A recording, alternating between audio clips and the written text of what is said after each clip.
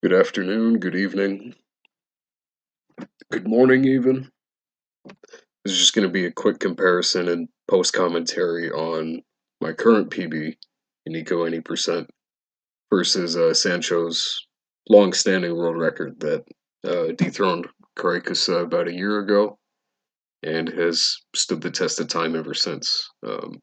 But this comparison should be quite funny. So, without further ado, I'm just going to get it underway. I'm going to keep the game audio on my VOD because Sancho self commentates most of his run, and his commentary is fine. There's nothing wrong with it. It's just that there'd be a lot of competing voices and such. So it's going to be about 40 seconds of silence and given that head start, but it gives me a bit more time to explain what's happening. So yeah, I'm going to give him about 40 seconds. I'm going to make it a bit more generous, like it's better if I give him a little bit more than 40 seconds compared to a little bit less. So we'll have game audio as soon as I start my VOD. Feel free to let me know if anything's too loud or too quiet.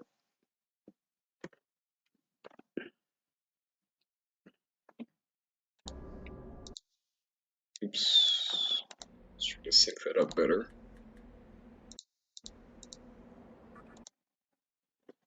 Alright.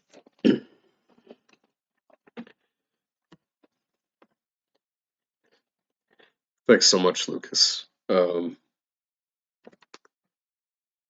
It's 2 seconds IGT slower, but it's well over a minute faster real time. So I'm gonna have to stagger this for a live viewing. So hopefully I give him about a 43-second head start there or change. By the end of it, it should be all synced up, or at least synced up enough. But of course, we'll see later.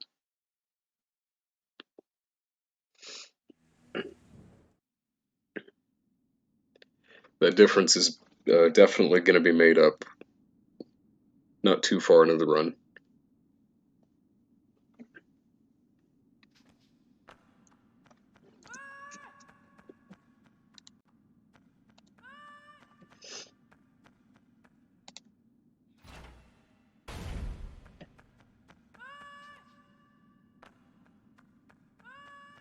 Yeah, I'm going to turn up the VOD just a little bit. It seems a bit quiet, even for my taste. So something around there should be good.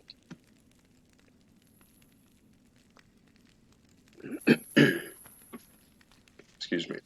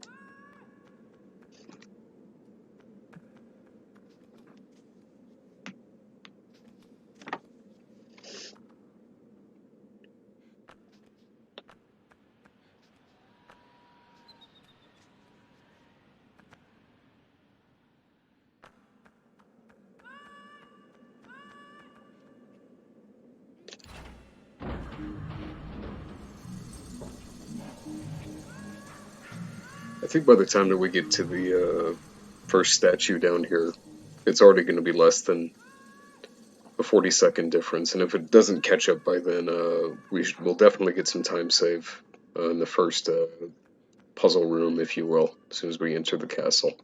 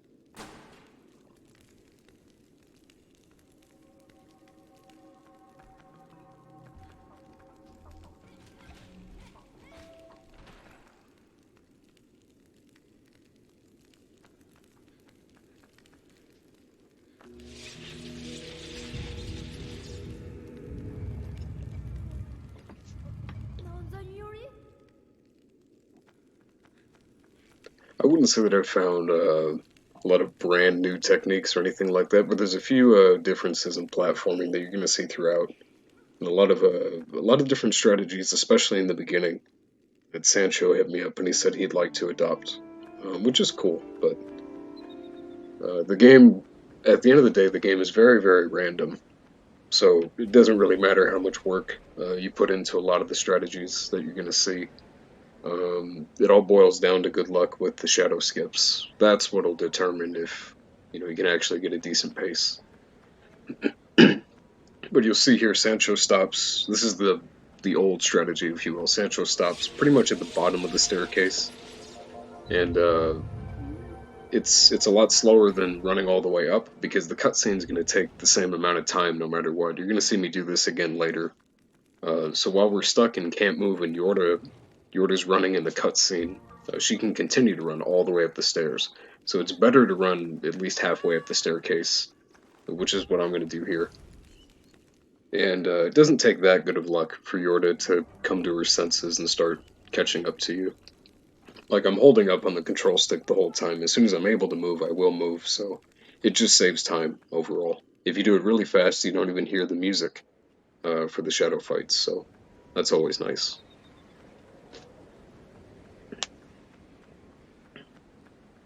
There's some fancy stuff I wanted to do going up these big stairs that Sancho's going up right now, and these staircases are too big for it to really be worth it, but I did find an application for it later.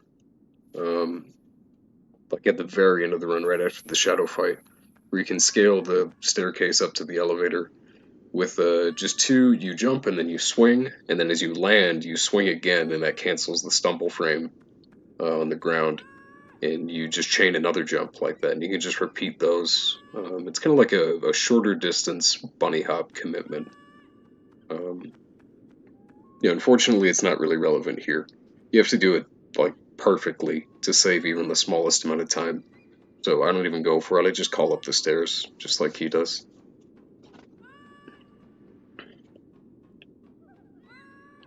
I want to say I had a decent early game that I was happy with.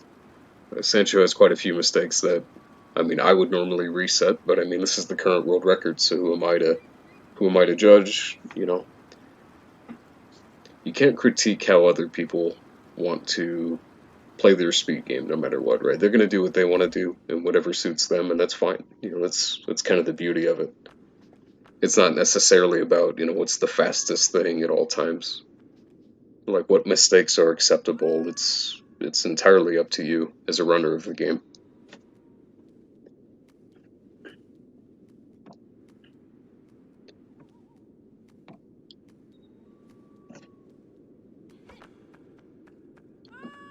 Make sure let's take a look at the gap. So Sancho touched down at about 7:57 real time. So as long as I touch down before then, we've already started to make up some of that head start. Yeah, not bad. It's actually almost exactly as I predicted, about 20 seconds so far. Now, that's not me playing the game amazingly or anything like that. That's just the real time that I save through the use of a solid state drive versus his HDD.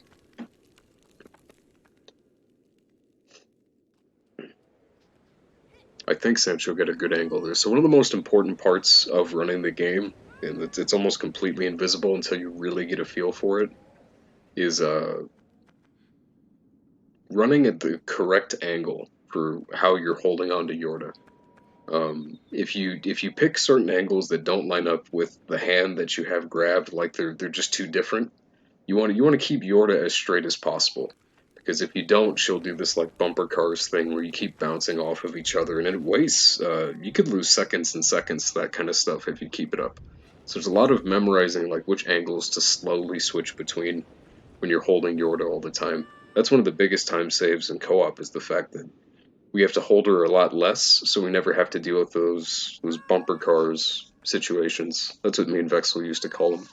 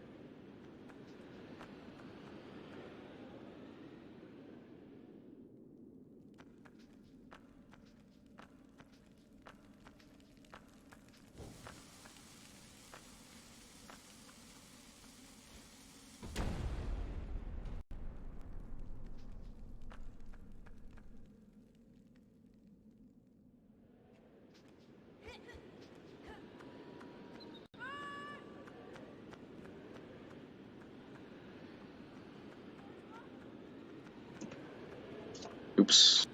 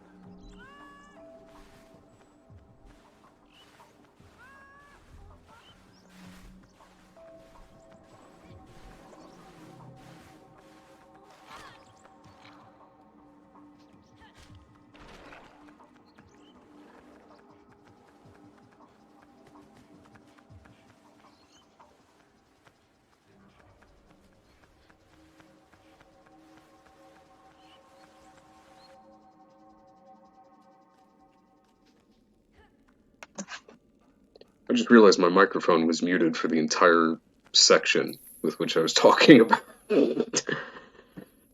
Talking about Graveyard and all the randomness that goes into it. He definitely saved some time over me with that Graveyard, for sure. Well, that was embarrassing. Well, it's my first time on this channel. Feels a bit weird in the pilot seat. On someone else's domain, you know. Oh well.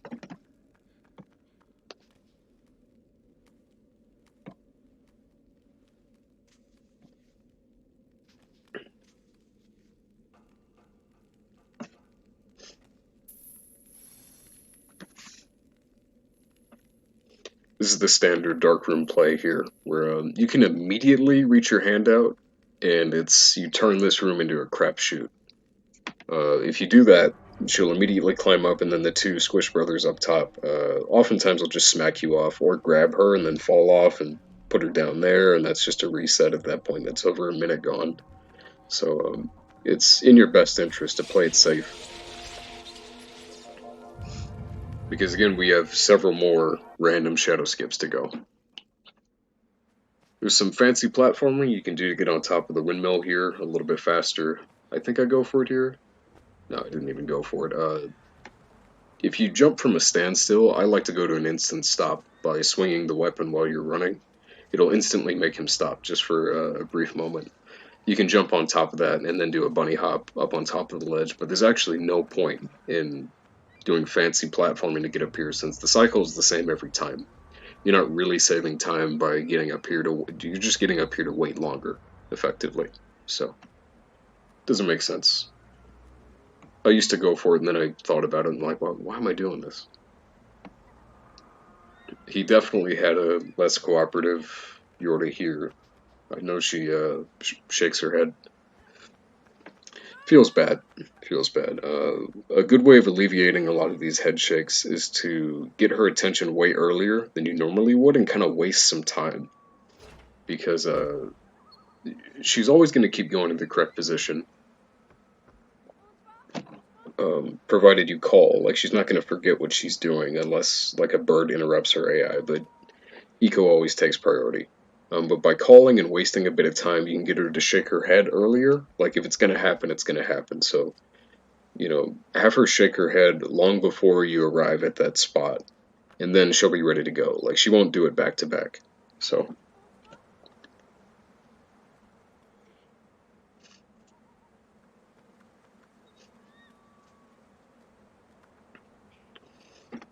Random skip number 2. There really is no Goldilocks position here. There's just a lot of randomness at play, a lot of aggressiveness from the shadows that can or can't happen. Generally speaking, further away from the center is safer. Like the further up you have her, it seems like it's more likely that the shadows will just instantly come down and grab her. This stalls their AI enough that they don't quite know how to pathfind to her. You can sneak underneath, you know, open the gate, put her in, and just skip this whole puzzle here. As you're running down the hall, that's when you call. That's what Sancho's doing. It looks like you got a pretty worry-free graveyard. Yeah. That dude was a bit too slow to cause any trouble. I'm not quite sure how it went mine, but let's see. And the door easy. Nice. It's a lot safer on my end. Sancho doesn't do it. It can save time. Well, she's stunned here. That's going to waste a little bit. Alright. I like to call pretty much as soon as I'm off the stairs. And then I call again, you know, as I reach down. Oh, it actually happened, yeah. So she'll be immediately at the hole. But you need to time it just right. Otherwise she'll overshoot it and kind of do that little awkward dance around the pit. Oh, and I got grabbed too. That sucks. But it certainly wasn't a game over.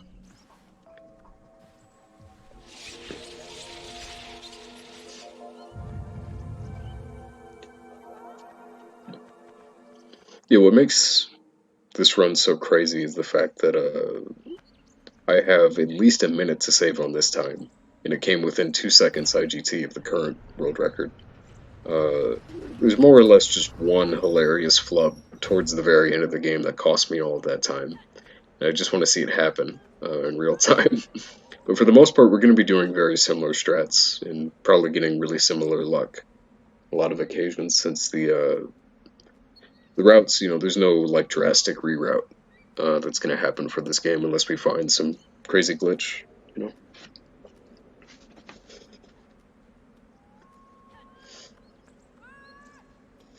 Shout out to Sancho for teaching me how to do this section of Stone Pillar like he does. He says you have to hold the walk button.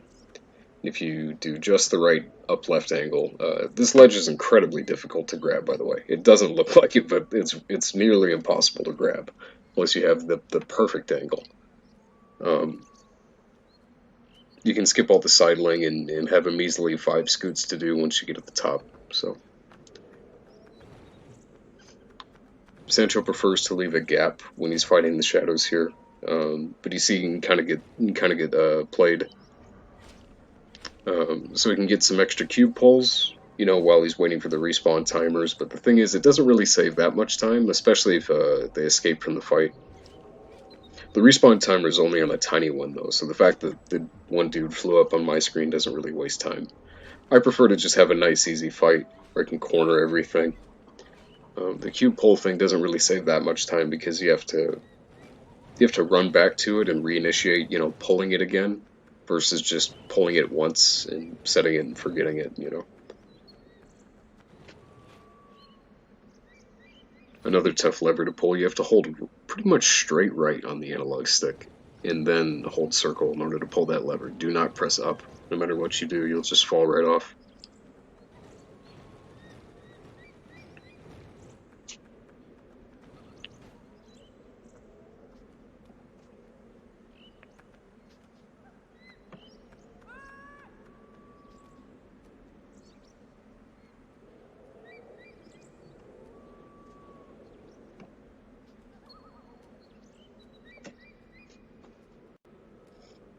This setup has been really, really tricky for me, the one that you just saw Sancho do. It's not difficult, I mean, that's why we have a setup for it, but I think I've thrown away at least 2 or 3 really solid paces to that one jump right there. All you do is hold left on the D-pad, but if your initial position where you climb off is wrong, then it won't work. So I have to spend some extra time here, making sure my position's right. You never want to wing this jump, you just want to focus on nailing the setup. Squish Bros, another source of randomness. They decided not to pool, so you have to be wary and at least knock one of them down. And hopefully that buys enough time for you to get up here. They love to do the uppercut, and even if you've completely climbed up that ledge, that uppercut can still hit you. It won't knock you down at that point, but rather it won't knock you off the platform. But it will knock you down, and you have to mash and get back up, so...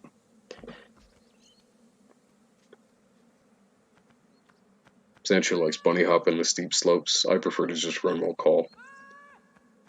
Sometimes I'll bunny hop though if I'm like exceptionally bored or if I don't have a lot of faith in a run. Like this one, I wasn't too keen on it. Bungling the setup to jump to that chain earlier. So another big source of randomness here. I don't really think there's an ideal time to call. I've done it early, I've done it late. Oftentimes your order will just stand over there and shake her head. And you need her to get on the platform, obviously, so... The worst part about her shaking her head is that she really takes her time to get on the platform once you start calling her again, so she likes rubbing it in here. And it also seems to mess with her AI at this section, where she'll like break off into a full sprint way earlier than she's supposed to and get grabbed ASAP, and you'll have to pull it out of the pool, etc. That's a good timing for her to get grabbed on Sancho's end, though. He can just do a little drive-by here. Yeah.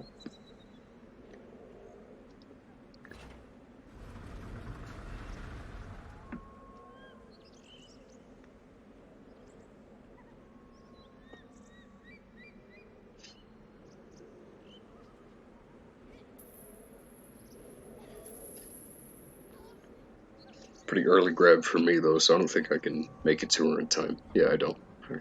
Not a big deal. There's actually different animations depending on how long your order's been pulled. So if she's immediately been, put in the goo, and you go and you pick her up, it doesn't really waste that much time compared to her being in there for a really long time.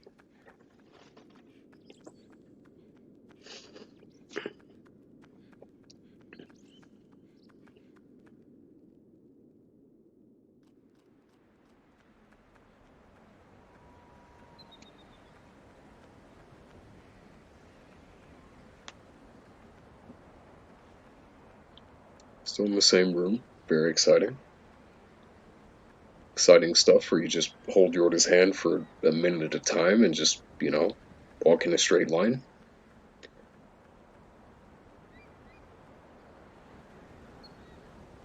I'd say that this is the last big early game choke point. Like, if you can make it out of here alive, especially getting the cool stuff like the ladder jump on the way out, and not taking the elevator any extra times, that always stings really bad. That's at least like 25 seconds time loss. I want to say it beefs the combat, unlike Sancho. Like, Sancho got all the spiders on the first swing, and he probably just stun locks this thing no problem. If you miss spiders, the spiders actually spawn well before the pool flashes. Like, you'd think that would be a good cue. But you need to swing before they flash in order to get a good shot at getting all of them in a single swing. If you don't kill all the spiders, the pool doesn't. Okay, yeah, there's still one live back there, but you're able to get a jump swing, and wow, there's still another one. I don't remember it being this messy. Alright, not the worst cleanup in the world. Yeah, as soon as the music stops, that's what tells you that the pool's going away and it won't be here the next time you're back, which is important for the rest of the area, of course.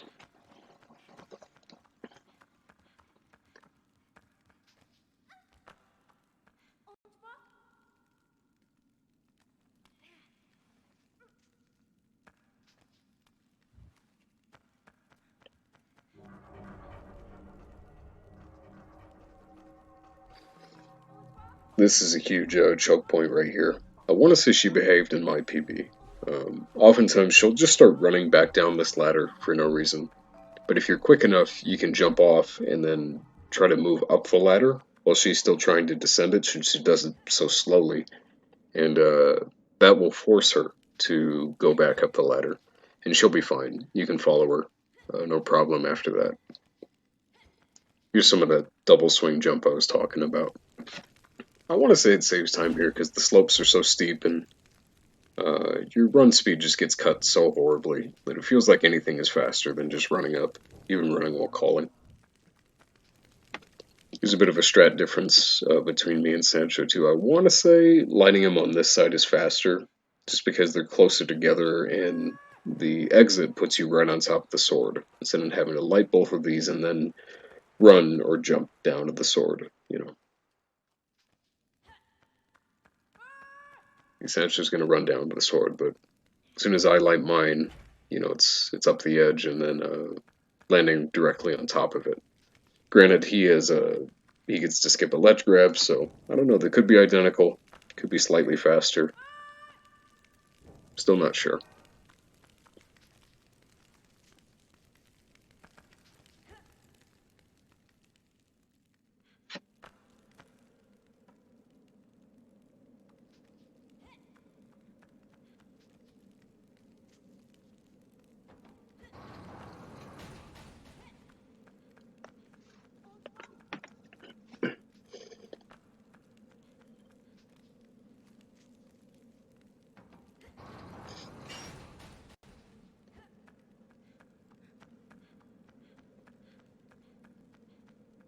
It's usually around this point uh, where I feel like I need to pee really bad, and I'm dreading the fact that the run could be good, and I won't get a break until another like 30-40 minutes into this thing, so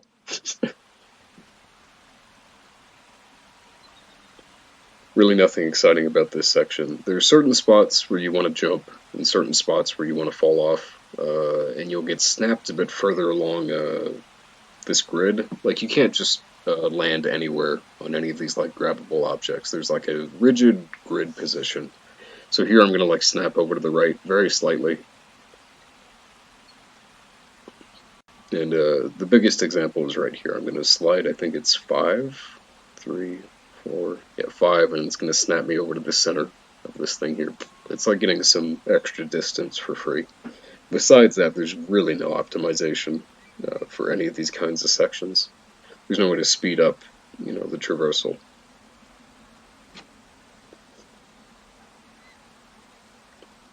Sancho did not get the quadruple double, but he at least got 3 of the doubles, so that's good enough. They really don't waste that much time if you have to go back for another cut.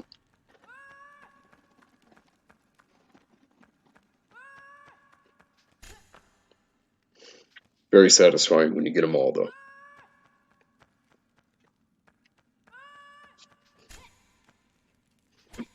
Sancho knows the secret to getting Yorda to run all the way up this slope really, really quickly. Never happens to me, even though I feel like we do the same thing. I don't know. I don't know. It could be that I'm jumping off too fast. It kind of lets the call rock, but I always feel like I have to run a mile down that slope.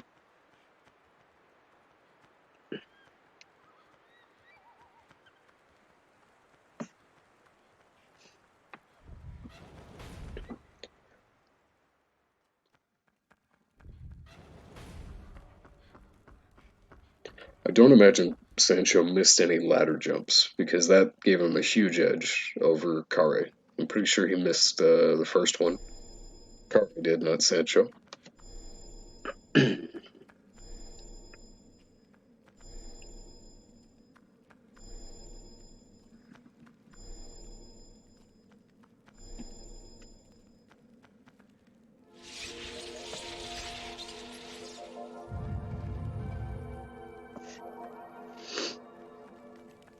Yeah, these elevators are horrifying.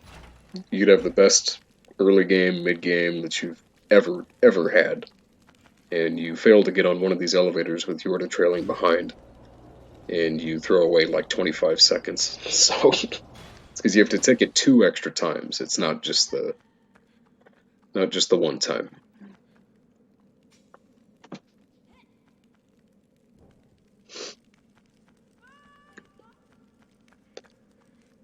There's not really a whole lot of pressure to hold her hand, because after these cutscenes, she's not going to be attached to you in any way. You still have to run up and get her. But Sancho being really deliberate with it. Very nice. It's like he's out 34-10 real time. I'm out 33-36. So I've made up quite a bit of that head start already. Some of it definitely through gameplay, but a good amount of it through just load times. Sword skip is a huge anomaly. It's a really, really annoying choke point. You need to try to do the same thing every time, even though the shadows are going to behave erratically. When I say do the same thing, I mean you want to get out of this room at the exact same time and get Yorda grabbed at around the same time. And so you do that by leaving her at the right position, which varies depending on your hardware, and it also varies depending on how aggro the shadows can be. You need her to not get so close that she's instantly pulled and killed off screen. When you go pull this lever at the top of this ladder here, oftentimes it'll feel like you do it just fine, and she's dead, or you do it better than usual, and you get a horrible pattern, and it costs like 10, 15 seconds. So it's a section where you could actually die, even though it looks really mundane. It's very easy to die or lose a whole lot of time here, even though it didn't feel like you did anything wrong. I want to say it a decent pattern. Yeah, this isn't the best for me, but it's not the slowest, so it's going to about sync me and Sancho up here in real time. Oh, depends if I can make it around the corner. Alright.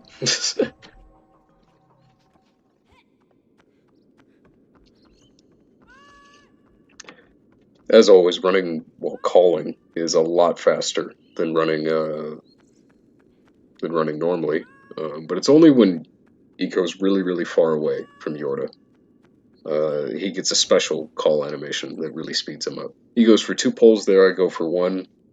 Uh, Hardly that much of a time save. If you know me, you know I have kind of a personal grudge against pulling boxes. I'll do whatever I can to avoid pulling them as much as I can. So very nice. We're super synced up right now. This is exactly what I was hoping for. Oh, and then I made that mistake. Never mind. It's fine. It's fine.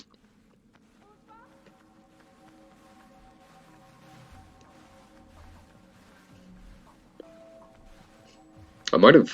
I think I remember dropping her at some point here too. Maybe that's much later in the run.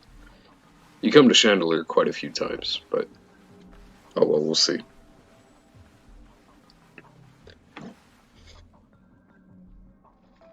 This is another one of those random sections. It feels like you do the same thing, wildly different results. You need Yorda to run decently far into this room, so you don't have to wait on her so much when you're done scaling the giant rope here.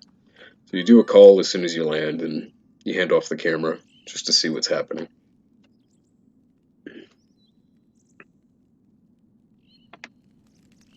Looks like she wasn't any more or less cooperative for Sancho than she was with me, so that's always nice.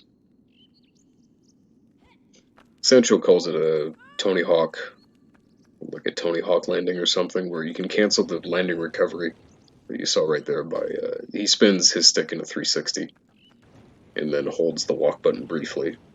Normally you'd be stuck in this big, like, spillover, stumbling animation, but it's a little minor time save there to just grab the cube immediately.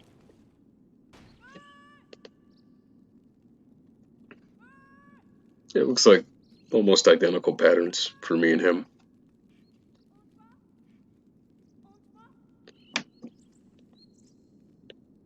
Well, thank you so much for the raid, Frosty.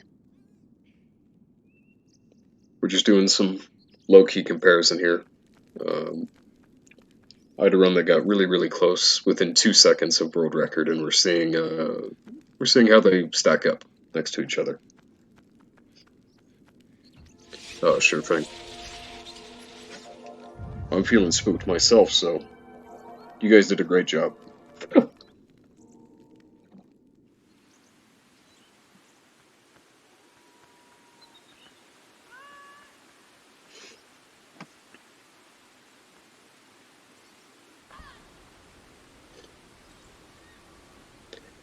This platforming is incredibly awkward here. I do a thing where I just run off and then use sword slashes to cancel landing recovery and get a nice high jump onto the elevator. Technically, it's faster to bunny hop the whole thing, but it's very easy to lose a lot of time.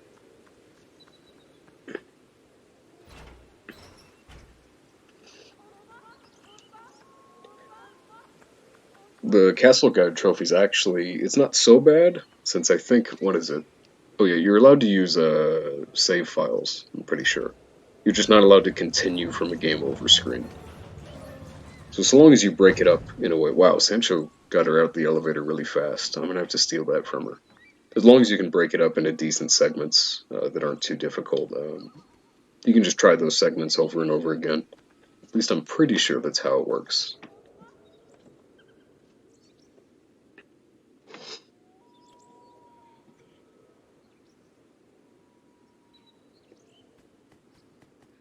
I want to say I got trolled on this ladder here. There's a specific count that Sancho told me to do. Where you have to go really far up this ladder before you call her and try to get her to run up it. I don't remember if she was cooperative or not. Alright, she definitely was not cooperative on my end. It's far from the worst thing that could happen though. She can fall off the ladder and then run around that whole area down there. So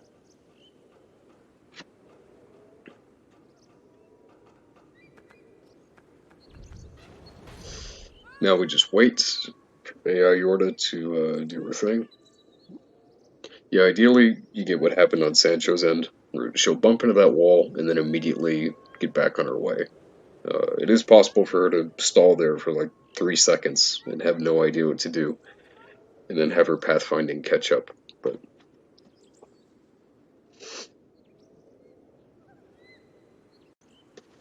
How's it going, Hayeki? In a quick comparison, we gave Sancho a 40-second head start here, so the runs are a lot closer than they appear. He's really, really good at that jump, and embarrassingly, he credits me for that jump in his own PB in this run here, and I never get it in any of my runs, so just making me look silly.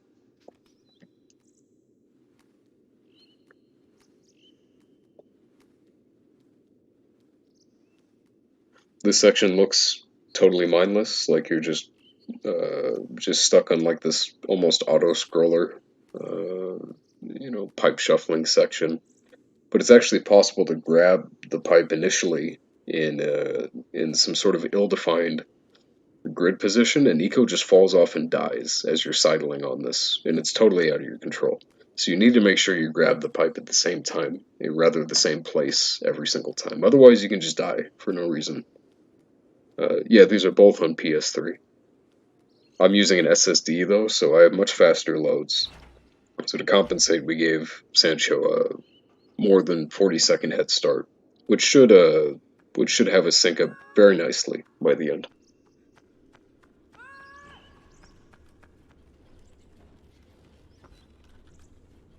I'm also on the Japanese version, uh, just out of preference. I just think it looks cooler. Then I had a bunch of yen on the Japanese PSN store, and I'm like, why not? It'd be fun. Japanese offers no advantage whatsoever, at least that I'm aware of.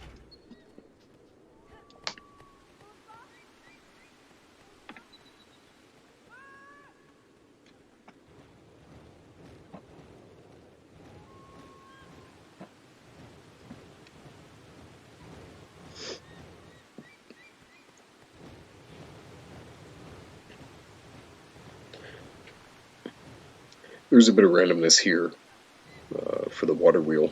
This cycle is not the exact same every time, unlike the windmill. And I could either have wasted or saved some time there. We don't really know until we see the cycle. And the cycle, you know, is far from bad, so not a big deal.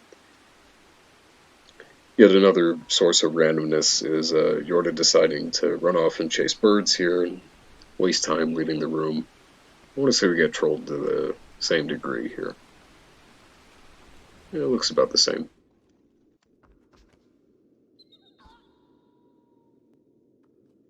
Falling down, like I did there, it's hardly a time loss compared to landing on top of the wheel, because that gets her attention immediately, and she starts sprinting over. So, not really a difference there. You see we're out at pretty much the same time.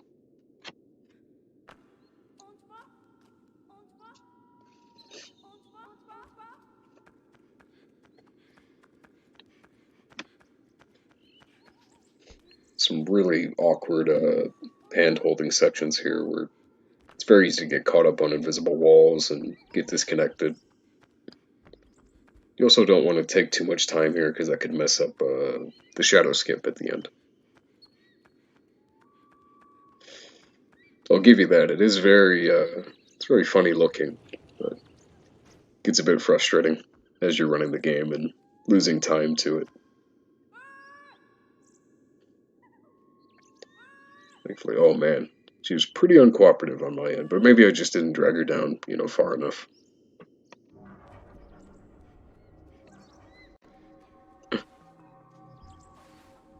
That's always very nice. You see on Sancho's end, Yorda got grabbed, but the cutscene trigger is still there, so she'll actually just instantly kill them and continue on with the cutscene. So long as she gets to the right spot, it actually doesn't matter what happens to her from that point on.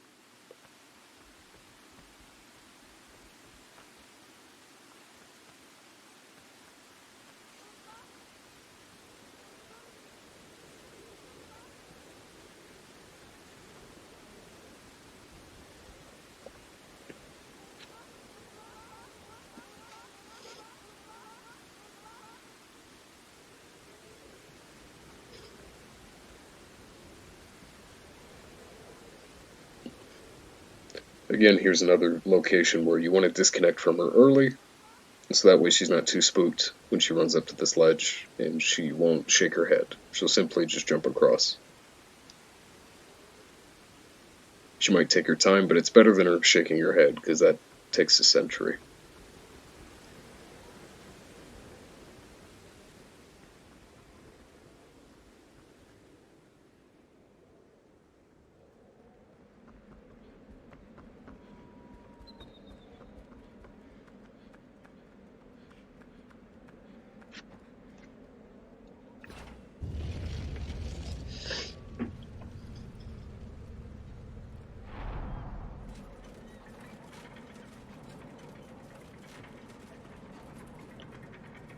Practically all of my time save and time loss is towards the very end of the run.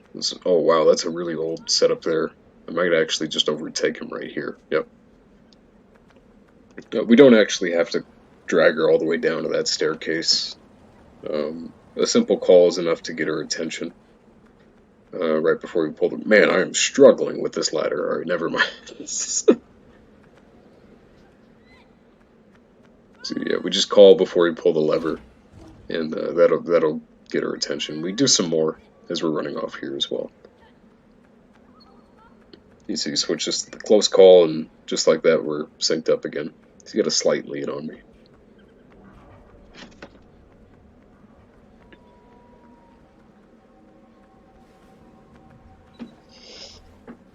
Actually, yeah, I wish it wasn't so difficult to play a lot of these, like PlayStation Japan Studio classics. Like, you either need the OG hardware, or you need to emulate it, which isn't ideal, For sure, this is a very neglected one. Granted, they've only got 3 games under their belt, but they gotta give this game something other than a PS2 and PS3 release.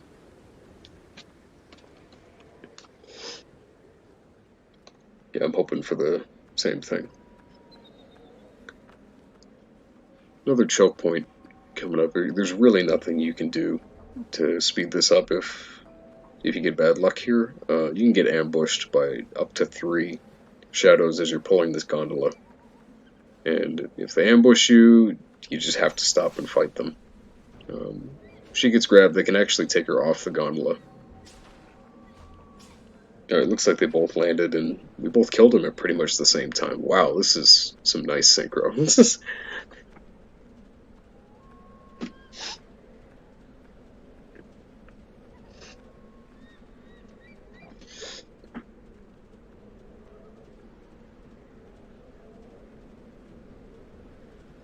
It's about one more rotation. Yep. You want to make sure you grab this from the very edge. There's a really big difference in speeds, for some reason.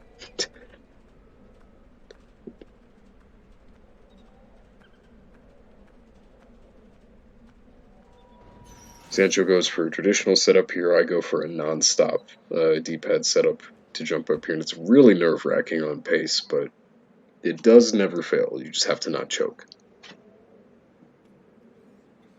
So hopefully that's enough for me to catch up to him again, but we'll see. You see he really takes his time here, gets in the right position. I have a non-stop one. Yeah, overtake.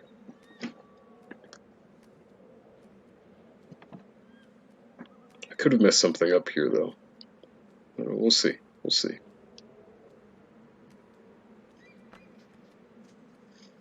Little teeter jump for both of us. If you run up to an edge, it's very unlikely that you find an edge in this game that ICO doesn't do a big over-dramatic teeter animation when he runs up to it. When that happens, you can change your angle to whatever angle you want. Like, you're not stuck in that big teeter animation. So it's just a sign that, like, you did that really optimally. Because you were just barely on the edge, so you teeter. You don't get any benefit from it. It's just letting you know that, you barely made it. I like to jump with the bombs. Most people walk with the bombs. I don't even know if it saves that much time. It's just a preference thing. Nice, I got the double rung. I want to say Sancho got at least one. Oh no, he missed him. Wow. It really doesn't save as much time as you might think. Like it feels really cool when you get it, but I think it's like 2 or 3 seconds tops. We don't need to reach our hand out for Yorda, we just need to call her. And thankfully that's a theme for the rest of this area. We don't need to like wait for her to cooperate. She'll just jump over if you call her when you're waiting over there.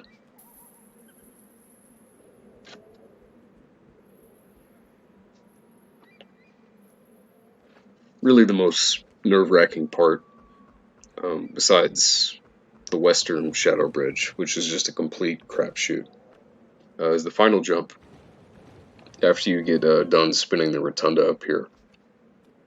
The camera can give you some really obnoxious angles, and it's incredibly easy to choke, and missing the chain as you jump across these wood planks is just instant death. And we don't have time to stop for any checkpoints here, so that's just game over.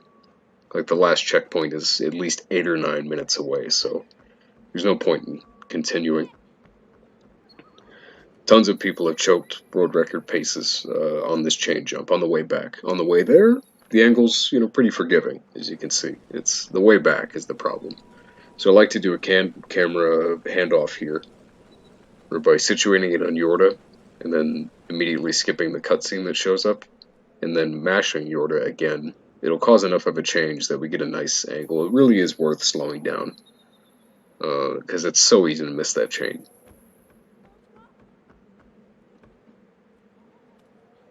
You can drop down here, thankfully. Looks like Yorda was right on time for me, too.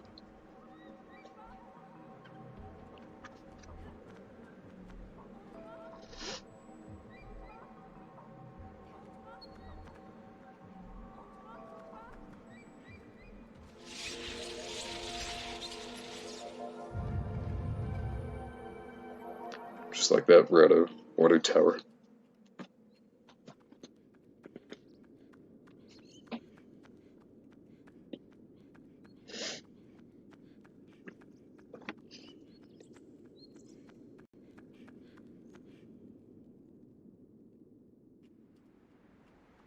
Yeah, the end of the next area is by far the worst thing about running this game. At least if you want like a super competitive time. Like, there's really no reliable way of finishing this next area, and you just have to cross your fingers. I've gotten bopped there so many times, it's getting hard to count.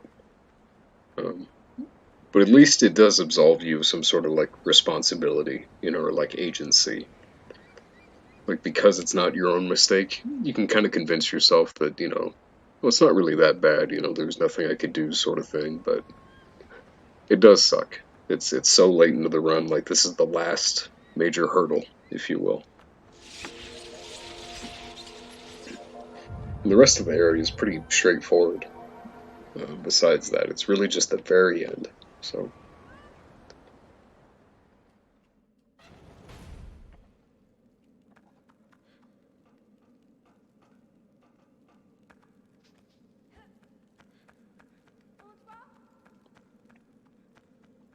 delay your calls a little bit so you can get far calls going up these stairs. It's such a short distance that it hardly saves that much time, but any time save is worth going for, as long as it doesn't risk losing that much time. It was a bit risky for me. Yorda's most likely, yeah, she's going to run all the way in the corner over there and lose some time here compared to Sancho. Just if I smack the wall like that. Ooh, man, she ran way up the stairs. I should have a much bigger lead at this point, but we'll see what happens.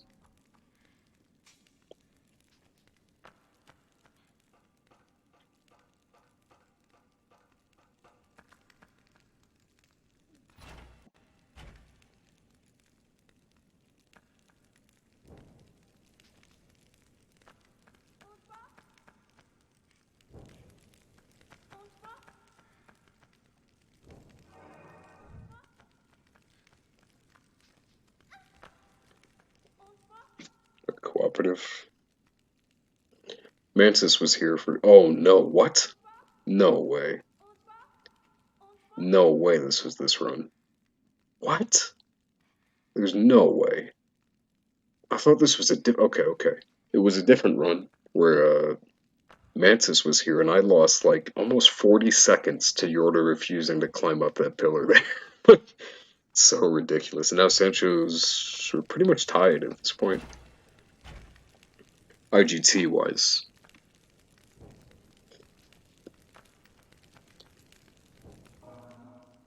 Uh, Torchlights are really, really obnoxious.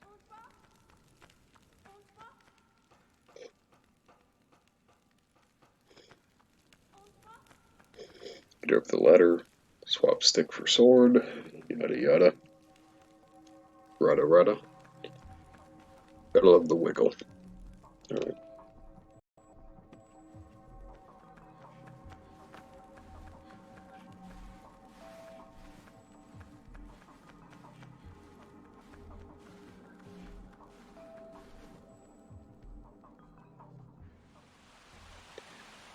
We don't get to use this as often as I would like, but there are a lot of key locations where you can just abandon Yorda and then do a bunch of stuff where some fights would normally happen. If you get through those areas fast enough, Yorda won't get grabbed, even though it's possible for her to get grabbed in practically every area. Um, so we're on a timer for the rest of this area. Provided we don't make any mistakes, we can get back to her in no time at all.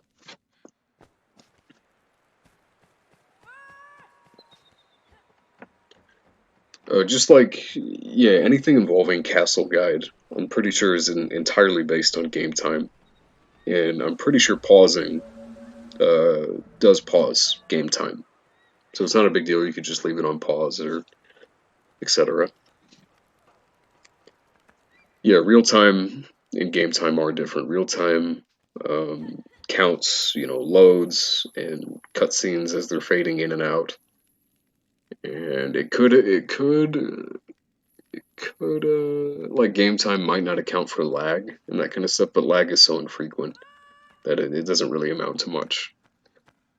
So yeah, that's the reason why PS2 and PS3, like the best runs on each of those platforms, have very similar game times because game time doesn't count loads, so it's not like you need an SSD. It just speeds up the real time by about 40 seconds over the course of the whole run. Yeah, no problem. Another crapshoot room here where you're hoping that Yorda runs decently far. She's entirely off screen, but once we get back there, it just means we have to wait less time after we're done with the bomb fiasco here.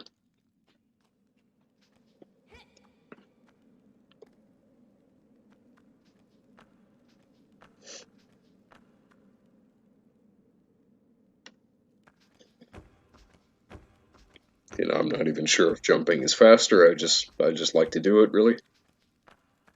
Hope there's no disaster here. I actually can't remember. 1, 2, 3, 4, toss. Alright, cool.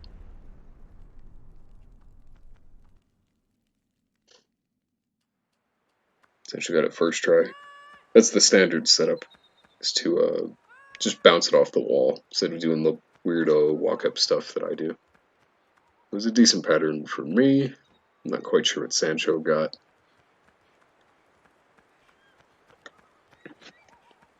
Oh, pretty much the same thing. Right. It's really, really difficult to make it around this corner on my end there. Like, it really didn't waste time to take it as slow as I did there, because the alternative is spilling out and being forced to climb down the chain and all that. So lately what I've been doing to try to make this more reliable is walking for a little bit on the first square. And ideally that'll stagger their AI paths to the point where you can have there's enough of a delay that you can make it across. I want to say Sancho got grabbed because he didn't put any delay in. Yeah, now he's got to fight for his life, and it's a nightmare. It's a nightmare.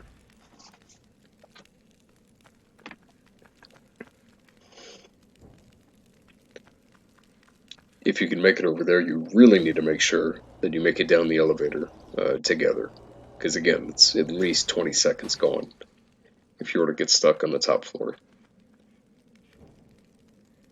The loop-de-loop, I love that.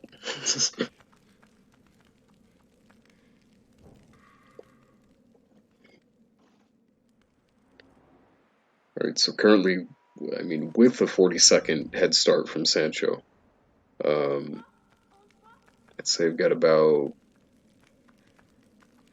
15 seconds or something. So I mess up the ladder jump here, the ladder skip, right? So that sucks. So if she gets stuck on the top, it's actually faster to try the ladder jump again. So then I fail it a second time. And this time she's stuck going down the ladder. It's like, okay, whatever, right? So Sancho passes me here. And then guess what? She forgets her purse and goes all the way back. So again, it's faster to try and pull her down again. So I try for a third time. And I fail it a third time, right? So she's making her way back down, right? But guess what? She forgets her purse a second time. And I lose, I was like a minute 10 seconds ahead, and I lose all of that time here. I think I'm behind by the time that I leave this place. Okay, just barely ahead, yeah. There goes a full minute. And I thought that this run had no chance of PBing whatsoever at this point. But I pulled together the best end game I've ever done in my life. So hopefully it adds up, and hopefully it syncs up to be something spectacular. I don't know. I'm gonna be behind him for pretty much the whole remainder of the run. Hopefully it catches back up.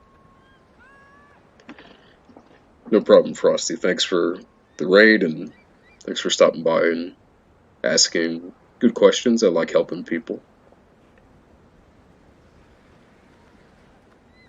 I hope you the same. Yeah. Thank you again.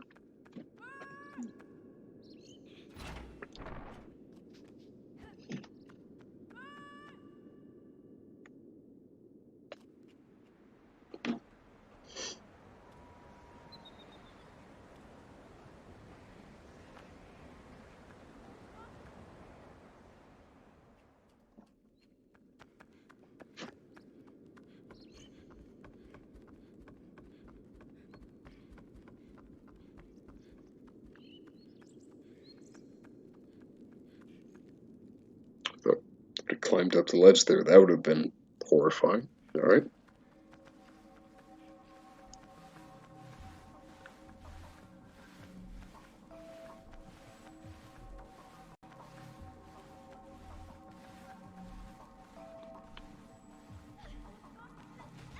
Of course I get grabbed.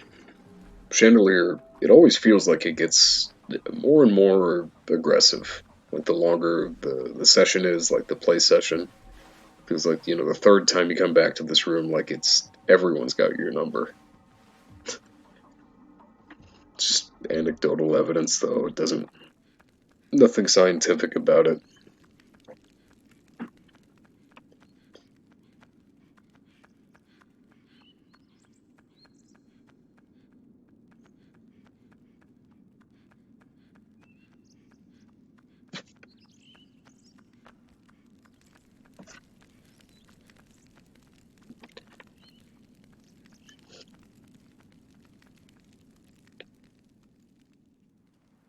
I don't remember the number that Sancho always told me to remember running this bridge. He counts a certain number of steps and then holds circle for a brief moment. If you run for too long when you're holding Yorda here, she'll fall to her knees, and you got to pick her back up, and it takes several seconds to get her back up again. So it really is faster to slow down, like a half dozen times here compared to letting her fall down once.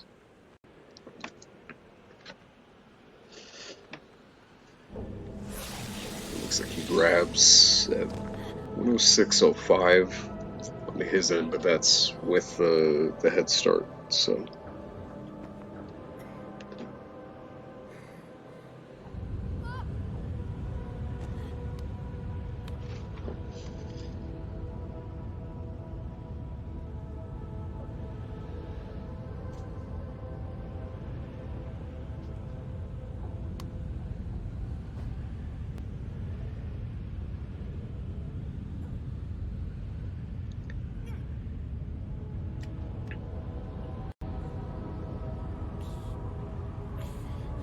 ripstick. And as always, it's 4-4 sailboat, lizard eating seagulls.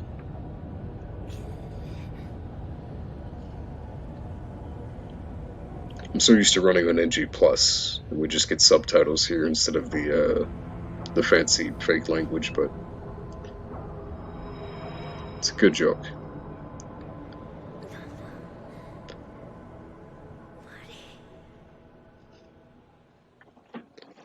I'm pretty sure these cycles are random on these rotating, rather these swinging platforms here.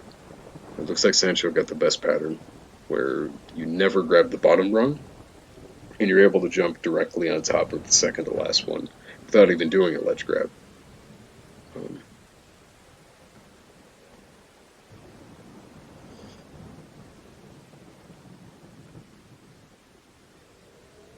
nice, so it looks like that's the one where you got to worry about grabbing the bottom rung. All right, so I got stuck with the top rung there.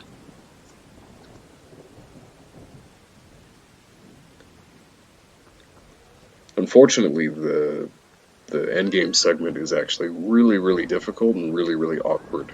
There's a lot of annoying systems that you have to work with. So when he goes barehanded, it actually affects how he spams call. Like you can't, as soon as you let go of R1, Eco almost immediately puts his hand down for a call, and it also keeps swinging the camera in really unwanted, obnoxious directions every time you press R1. So you need to make sure that you have a clean enough line before you go for a call, and you need to time them in such a way that you maximize the uptime of the call. Because again, you can't just like mindlessly mash it. Um, there's a lockout, and there's lots of things that'll ruin it, like bumping into certain geometry, and you don't want to be swinging your camera all over the place. So there's that, and then there's the fact that if you miss a single bit of platforming here, you lose an untold amount of time. Like making a mistake, grabbing pegs on the wheel or falling off the wheel is like a minute and a half gone. It's easy to die after you're done pushing this cart that Sancho's doing. You have to jump off the dock, if you will. And if you jump too sharp, you can just land on that little crevice and just die. And the last checkpoint was forever ago. So I like to do really intense lag reduction here. I don't even know if it saves game time, but it probably saves at least a second real time. It's effortless, so it's something you should always try to do. A little sidling on the pipe action. There's a thing called pipe skip where you can skip the sidling on this big silo up here. It looks way scarier than it is. Sancho just elects to go for something nice and reliable. It's just to grab it and sidle all the way around. I'm going to do a thing where I skip it. Nice steep jump.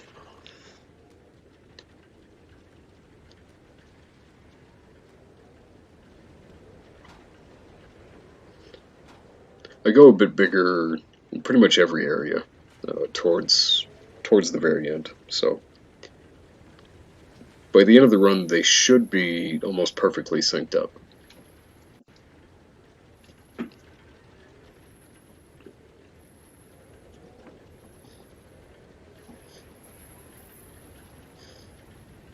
You can either go for 3 swings and then a single swing, or you can go for 2 swings and then you climb up the second chain and do 1 swing. It's hardly a difference.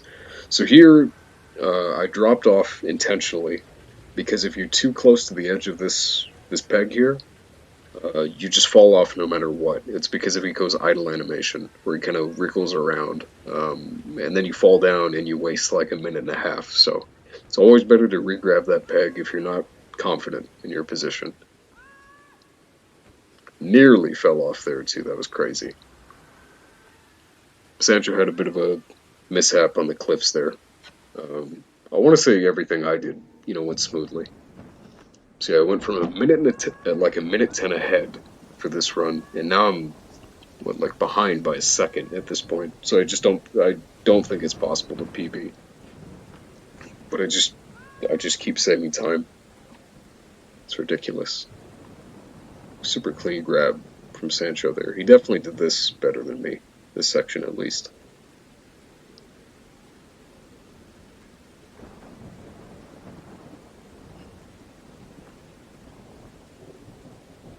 Might be a D-pad setup or something. Not quite sure.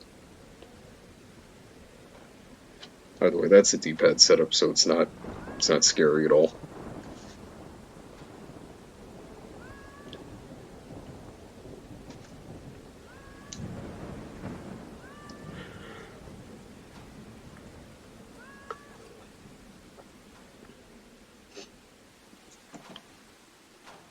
You don't need to jump over a good amount of those cracks and crevices and little boxes.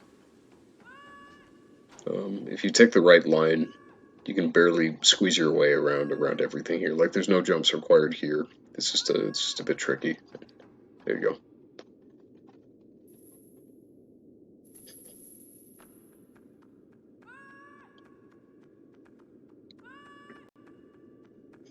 There's that awkward calling and camera pulling that I was talking about. To have good enough timing that you're always in that animation, but you still need to see what you're doing, yada yada. I like to go for 5 pulls here because it pretty much puts me in the perfect position to jump right off and immediately jump off, bonk, and grab this chain. Running around this boulder is really, really easy so long as you don't call, because calling actually expands your hitbox and it makes it really difficult to run around that boulder. At least that's how I think it works. That's how it always feels to me. Went for a fast strat here and it ended up, I want to say this is even with the save. Okay, definitely not with the second tumble there. It's about even with the standard strat there. So I gotta just being extra careful. Not even sure why, because it's not like this pace was that incredible at this point. Some bunny hops off the boat, a little tighter line. It wasn't perfect. It might not have even saved time there. But I am going to go for the dock jump, but Sancho doesn't go for. So we'll see, we'll see.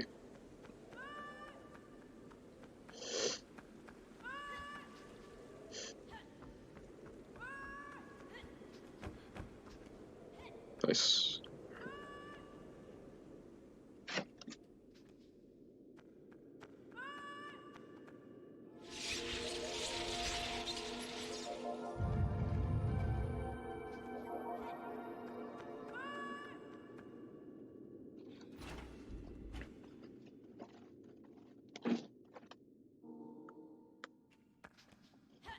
So somehow I saved like 3 seconds on that cliffs. I can't even remember what happened on my last cliff split.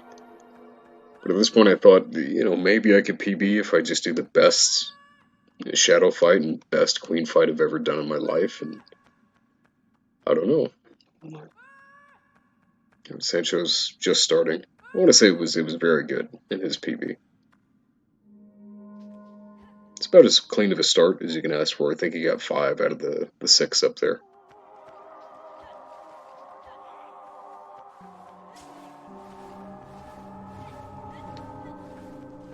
The most important thing about the fight that you have to factor in is you don't need to kill every single shadow as soon as you possibly can. It's more about at least getting one of them so you can free up more spawn slots because there's only so many that can be alive at one time. Free up as many spawn slots as you can and actually try not to be so antsy. And always make sure that you're looking in a direction that's going to pull them towards you, right? The shadows don't actually have any attacks. They simply run at you when you're not looking at them. So you need to make sure that you're always, facing the same direction that they are, I suppose. But rather, most of the time it's going to be your face up in this wall here for the opposite pool. And as they run around that corner, I like to just look straight at the camera, straight down, if you will. Yeah, really, really tricky segment with lots of things that can go wrong, out of your hands. Most of it is just about patience, just waiting for the exact right time to strike and then immediately looking away. to pull as many towards you as you can. That's why I like to run up against the wall. Sancho showed me this strat. Um, as soon as you stop, like as soon as you move your way off the wall, you'll have enough momentum that you do a running swing, and then you can immediately turn around. Like a regular standing swing would have an obnoxious, like, recovery period, if you will. Oh, a nice triple. So as you see, I'm always checking to see, like, look for anomalies, and I'm always looking, looking away, because that's going to pull them towards me. If I see some, top side up there, I'm going to look straight down. There it is. That's straight down. Not walking into the wall because they might, dangle like they did up there. If you ever miss one, too, it's possible to chase after them and not really lose any time. It depends on what they decide to do, right? More often than not, they're just going to instantly go airborne, and a quick jump swing as you run up to them can take care of that. I want to say I get a little bit antsy towards the end here, but overall it was the best shadow fight I'd ever had. Yeah. I want to say it's the last one. Yep.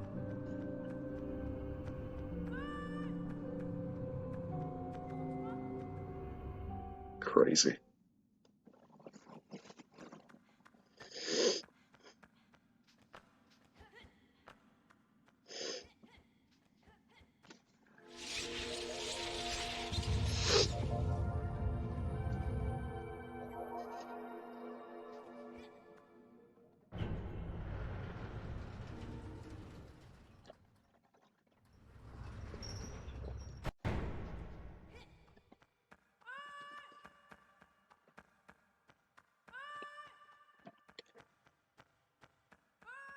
There's really nothing to the queen fight other than practicing the bubble cuts as much as you can and just hoping that you get them all in a run.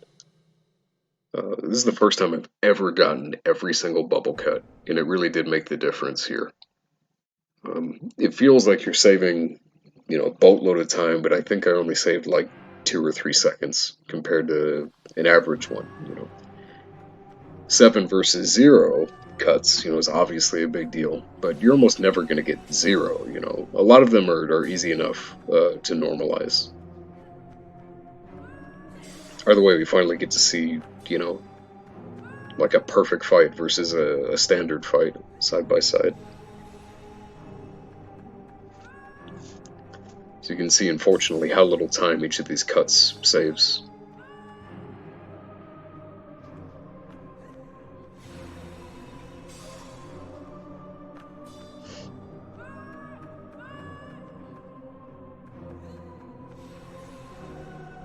Alright, on to the final hit to pop the bubble, and then 3 more on the way up.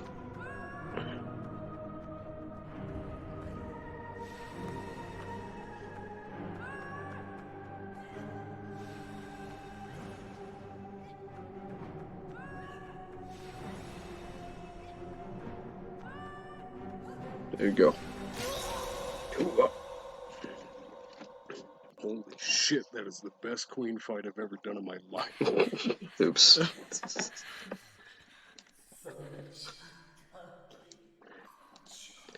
I forgot that I popped off in this one.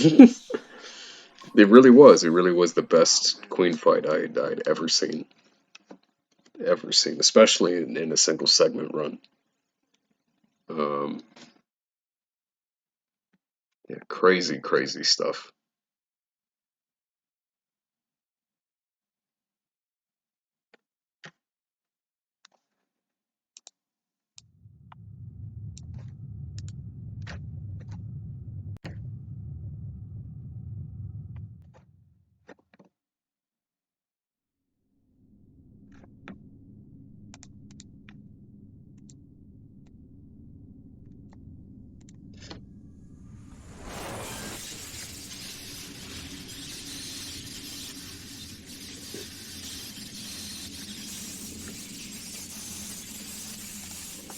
I would really like for the game to, like, official time to be over when you stab the queen, but that would give RTA way too big of an advantage. it would make IGT irrelevant.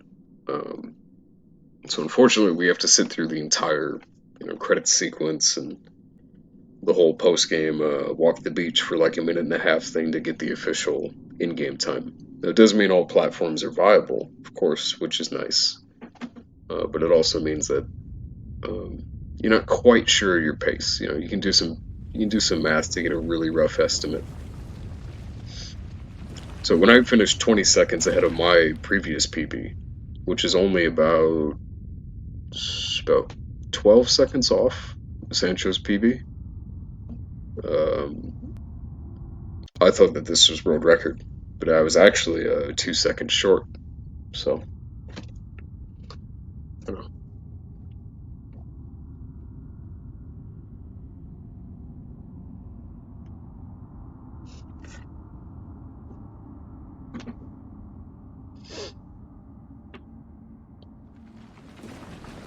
I'm glad that 40-second head start worked out as clean as it did. I accidentally sped up his VOD for like a second at one point, didn't really sync it back up perfectly, but at the end of the day, he's supposed to be faster than me in the first place, so I think it turned out great. I think it's about the 2 second difference real time, which was the goal. So.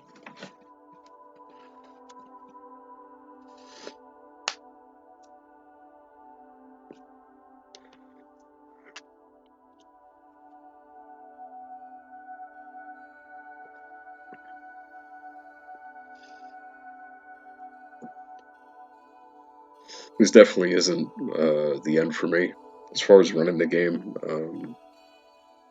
Again, in this run alone, I was a minute and 10 seconds ahead compared to the minus 20 that I finished at.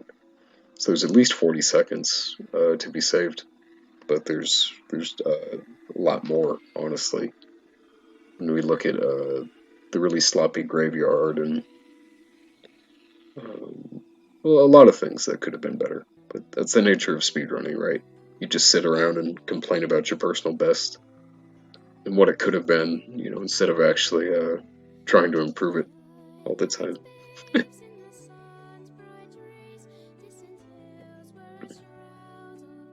Either way, I hope this was somewhat informative, somewhat entertaining. Sancho's a great guy, and as is everyone on the Team ICO Speedruns Discord and the Twitch community.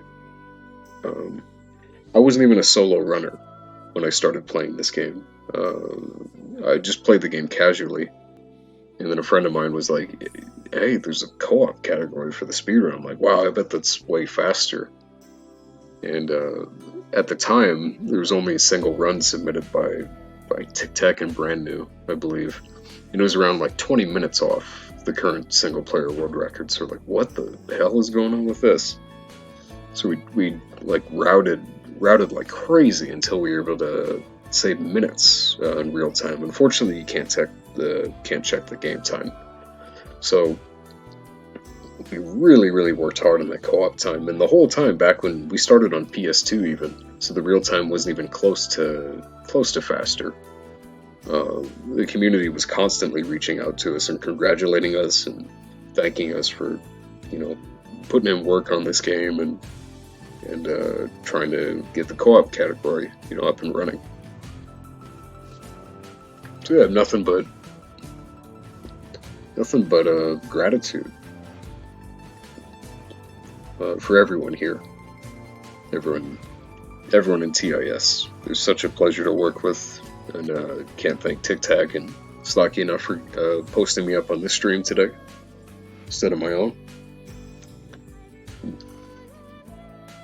Of that, and Tic Tac told me to run it by the stream, and anyone paying attention to the franchises that we're working with here.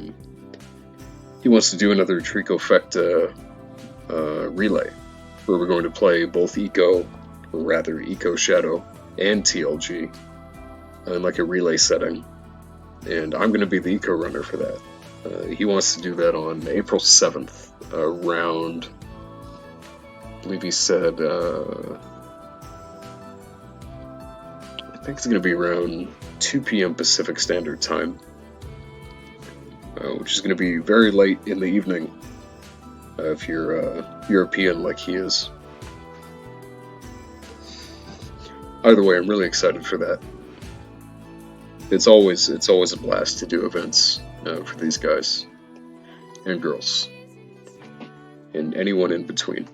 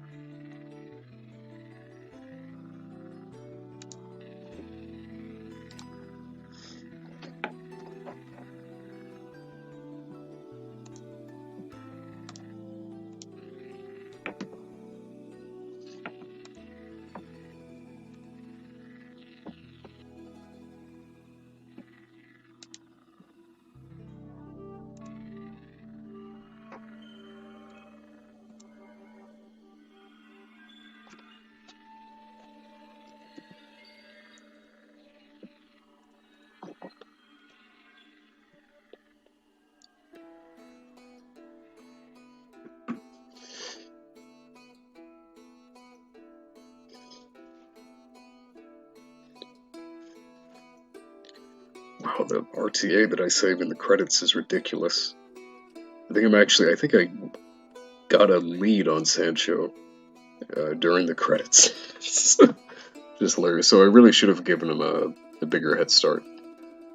But at least he stabbed the queen before me, so that really is the end of like regular gameplay, if you will.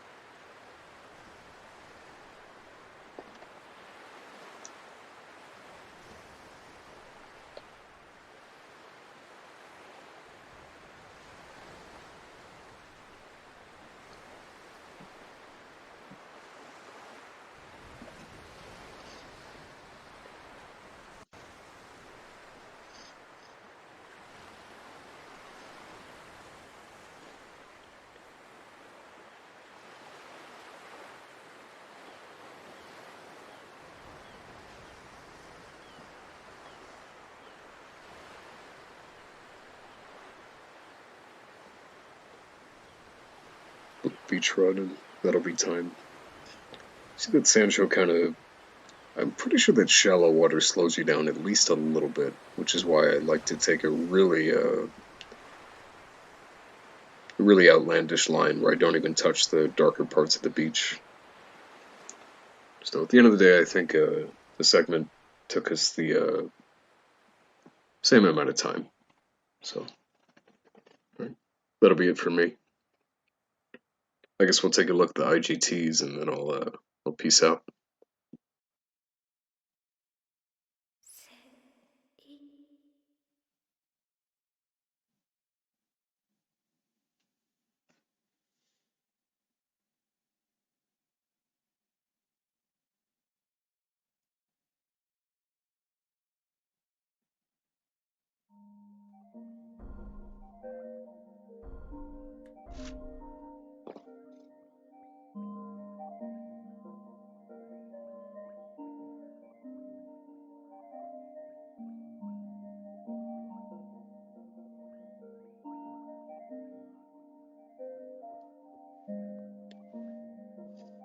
Yeah, all in all, 2 second difference. So